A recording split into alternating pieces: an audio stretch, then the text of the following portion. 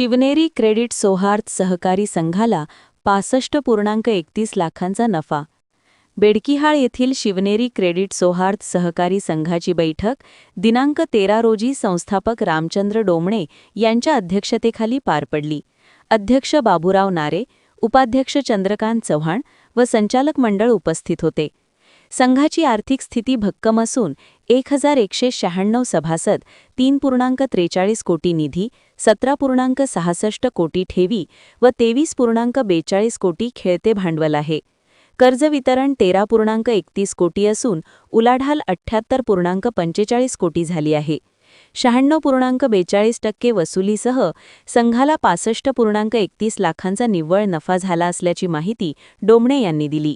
व्यवस्थापक संजय बालिंगे व कर्मचारी तसेच संचालक मंडळाच्या सहकार्यामुळे संघाची प्रगती होत असल्याचे त्यांनी नमूद केले.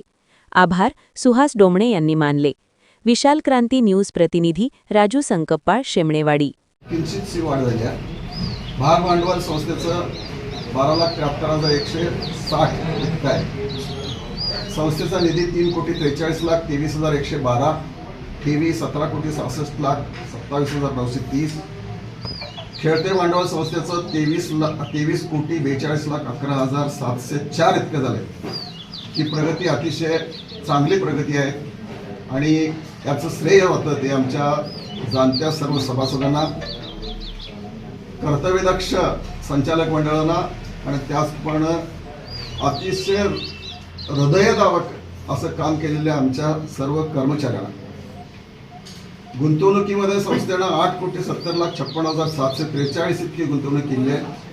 संस्थेने दिलेली कर्ज 13,31,72,903 रुपये आहे. संस्थेला आर्थिक वर्षामध्ये मिळालेला लाभ 65,31,208 इतका आहे.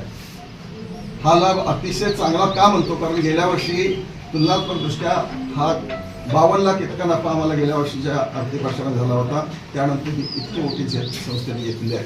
मला याबद्दल कर्मचाऱ्यांचं आणि संचालक मंडळाचं कौतुक करायला अभिमान वाटतो. संस्थेने आर्थिक वर्षामध्ये केलेली उलाढाल 78,45,59,943 इतकी आहे.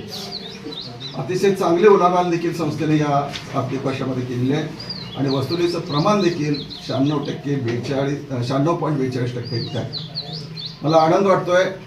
मी गेल्या वर्षी थोडीशी खंत व्यक्त केली होती माझ्या भाषणामध्ये की अजून थोडीशी प्रगती व्हायला पाहिजे आणि त्या दृष्टीनं आमच्या सर्व कर्मचाऱ्यांनी आणि संचालक मंडळाने ती गोष्ट मनाला लावून काम केलं, म्हणूनच ही झेप आम्ही घेऊ शकलो.